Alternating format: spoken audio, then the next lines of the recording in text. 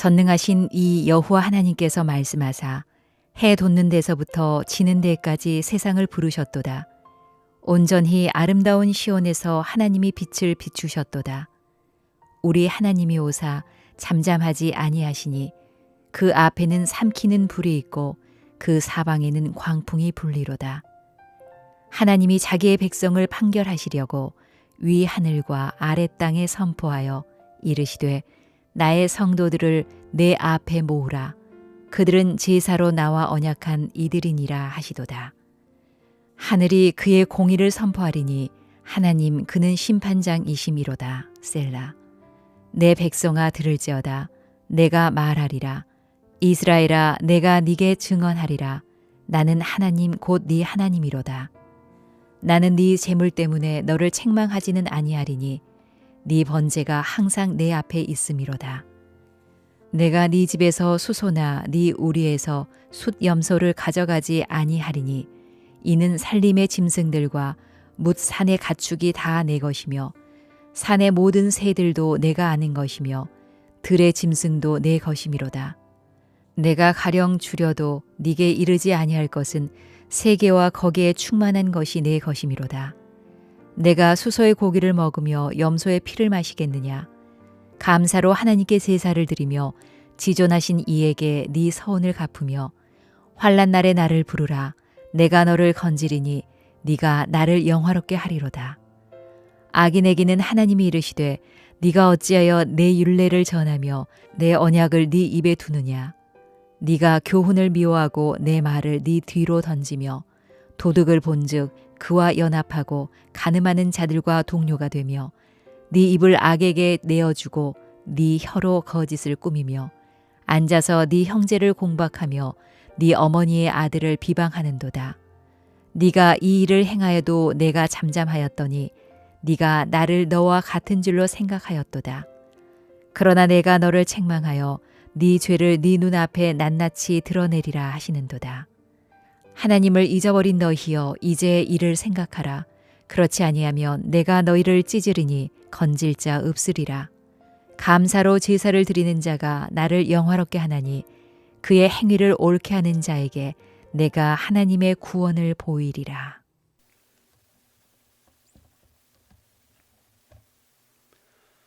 오늘은 하나님을 잃어버린 너희여 라는 제목으로 함께 말씀을 나누고자 합니다.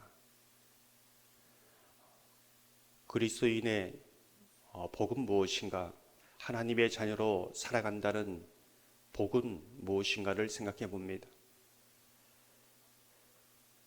사람들은 다 넘어집니다. 인생을 살아가면서 넘어지지 않는 자가 어디 있겠습니까?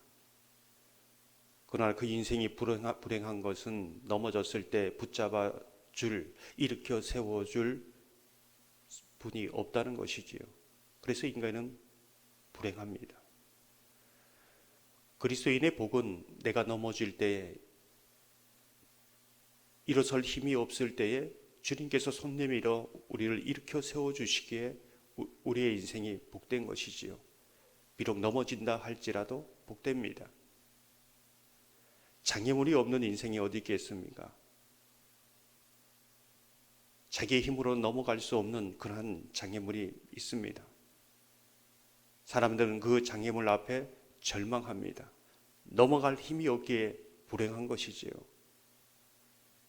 하지만 예수 그리스도를 믿는 저와 여러분은 그것을 훌쩍 넘을 수 있는 하나님의 은혜가 있습니다.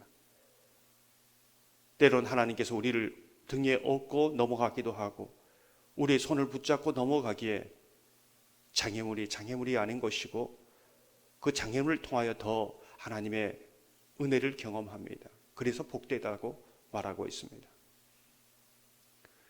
오늘 본문의 제목처럼 하나님을 잊어버린 너희여 이렇게 말하고 있습니다. 하나님을 잊어버린 자에게 나타나는 가장 큰 특징이 무엇인가? 왜 하나님을 잊어버렸다고 말하는가? 오늘 본문을 보면 하나님을 잊어버린 자에게 나타나는 가장 큰 특징은 감사하지 않는다는 겁니다. 오늘 22절, 23절을 보면 이렇게 말씀합니다. 하나님을 잊어버린 너희여 이제 이를 생각하라. 그렇지 아니하면 내가 너를 찢으리니 건질 자 없으리라. 감사로 제사를 드리는 자가 나를 영화롭게 하나니 그의 행위를 옳게 하는 자에게 내가 하나님의 구원을 보이리라. 하나님을 잊어버리면 그 삶에 감사가 없습니다. 감사가 없는 사람은 더 이상 하나님 앞에 나아가지 않고 기도하지 않는 것입니다. 우리의 삶에 진정한 감사가 되는 사람이 장애물 가운데에서도 넘어져서 정말 일어날 힘이 없는 가운데서도 감사함으로 하나님께 나아가는 것이요. 그러나 하나님을 잊어버린 사람은 감사함이 없다는 겁니다. 오늘 본문의 시편의 저자는 아삽입니다. 찬양대원의 족장의 역할을 했던 사람이지요. 그가 어떤 찬양을 하고 있는가? 먼저 그는 이렇게 말합니다. 하나님 앞에 나갈 때에 하나님을 기억하고 있는 사람들이 어떤 고백으로 나가는가? 그 입술에 감사가 있다는 겁니다. 13절 14절을 보면 이렇게 말씀합니다. 내가 수소의 고기를 먹으며 염소의 피를 마시겠느냐? 감사로 하나님께 제사를 드리며. 아마도 이스라엘 백성들은 그 어떤 것보다 예배 드리러 나갈 때에 헌금이, 지금으로 말하면 예물이 부담이 됐던 것 같습니다. 너무 조금 드려서 하나님께서 믿음이 없다고 하지 않을까? 내가 조금 드려서 하나님께서 이렇게 복을 내리지 않는가? 이런 고민이 있었던 것 같습니다. 그런데 8절을 보면 하나님께서 이렇게 말합니다. 나는 내 재물 때문에 너를 책망하지는 아니하리니. 하나님께서는 사람처럼 많이 드렸냐 적게 드렸냐 거기에 서운하지 않는다는 겁니다. 하나님은 사람처럼 음식을 먹으시는 분이 아닙니다. 많이 받아서 더 풍족한 분이 아닙니다. 모든 창조물이, 창조의 모든 것들이 하나님의 것이기 때문에 그것으로 인해서 자지되고 우지되는 그런 분이 아니라는 겁니다. 그럼 무엇 때문인가? 하나님을 잊어버린 너희여. 그 입술에 감사가 없는 것을 이야기하고 있습니다. 감사로 제사를 드리라. 진정한 감사는 진정으로 정말 하나님 앞에 드릴 제물은, 하나님 앞에 나올 제물은 예물이 아니라 정말 그 입술에 하나님을 향한 감사가 있느냐. 이제 이 부분을 말씀하고 있는 거죠. 열심히 예배를 드리고 열심히 봉사를 하고 많은 이제 예물을 드렸는데 감사는 없는 겁니다.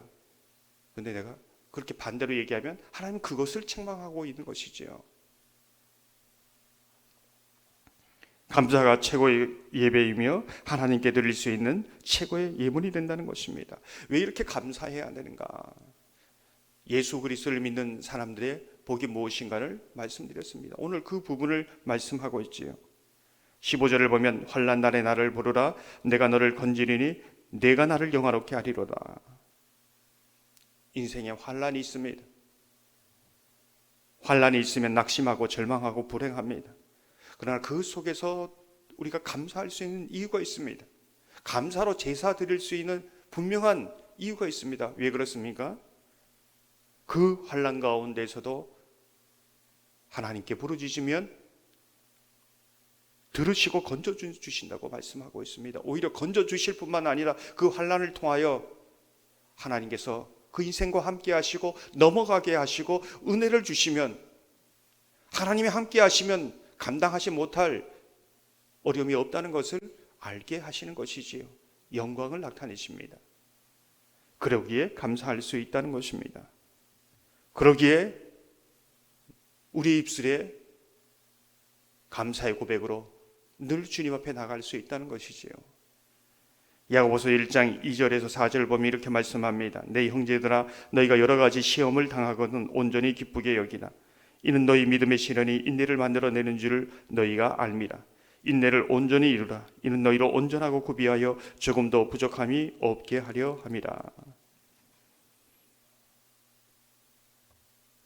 오늘도 이 새벽 나온 여러분을 향하여 하나님을 잊어버린 너희여, 이 부분을 질문하고 있습니다. 여러분은 하나님을 잊어버렸습니까? 기억하고 있습니까? 정말 그 입술에 감사가 있습니까? 없습니까? 이것을 묻는 것이지요. 늘 감사함으로 하나님께 영광 돌리길 소망합니다. 감사를 빼앗아가는 그 하나님을 잊게 하는 모든 부분들을 내어버리고 오늘도 구원을 베푸시고 내게 있는 장애물과 여러 가지 시험, 어려움까지도 하나님의 영광으로 감사의 고백으로 만들어지는 그 하나님께 감사함으로 나가는 저와 여러분 되기를 주님의 이름으로 축원합니다. 오늘 301장 찬양했지만 여러분이 지나온 인생 돌아보면은 이 고백이 아닙니까? 그래서 감사할 수 있지요. 하나님이 함께 하셔서